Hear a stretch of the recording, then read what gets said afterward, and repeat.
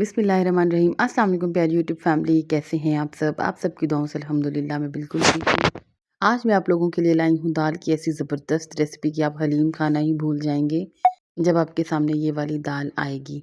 सबसे पहले जी हमने 1 कप दाल ली है जिसमें हाफ़ कप मूँग की दाल है और हाफ़ कप जो है मसूर की दाल है। इनको जो मैंने अच्छी तरह से वॉश करके पानी में डिप करके रख दिया था तकरीबन आधे घंटे के लिए। जैसा कि आप देख सकते हैं कि मेरी दाल जो है तकरीबन सॉफ्ट हो चुकी है।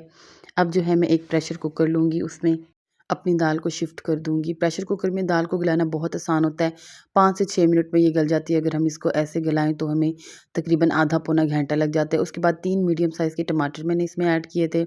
2 अदद हरी मिर्चें मैंने दरमियान से कट लगा के वो डाली थी और हाफ़ टी स्पून मैंने chilli flakes, half teaspoon हल्दी और 1 टीस्पून मैंने इसके अंदर नमक ऐड किया था। 2 से ढाई गिलास मैंने इसके अंदर पानी ऐड किया था।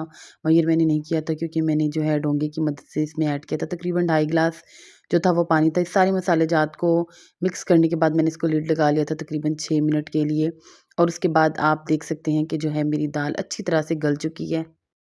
बिल्कुल, इसका दाना बिल्कुल भी नज़र नहीं आ रहा। हमारे टमाटर भी गल चुके हैं और दाल भी गल चुकी है। उसके बाद हम इसमें 1 कप दही शामिल करेंगे। अगर आपके पास लस्सी मौजूद है, तो फिर तो क्या ही बात है, नहीं तो हम दही से काम चलाएँगे हम।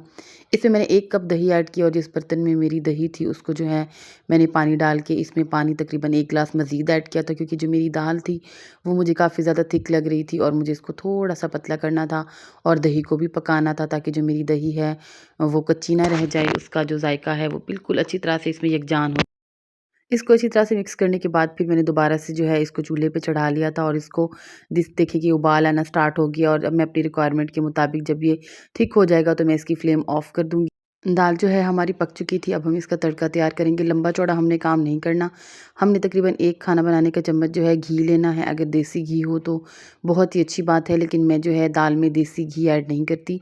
मक्खन ऐड करती हूँ जब मेरी दाल बन जाती है, जब खाने लगते हैं तो थोड़ा-सा जो है मक्खन हम ले लेते हैं। आधी गुट्टी जो लहसुन की थी उसको मैंने अच्छी तरह से क्रश कर लिया था, पीसा नहीं था। आप चाहें तो पीस भी सकते हैं। 1 अदद हरी मिर्च जो है मैंने वो काट के वो भी डाली थी, उसकी बहुत अच्छी खुशबू आती है। इस सिचुएशन पे आपका नमक कम है, मिर्च कम है या हल्दी कम है तो आप इसमें तड़का लगा के डाल सकते हैं।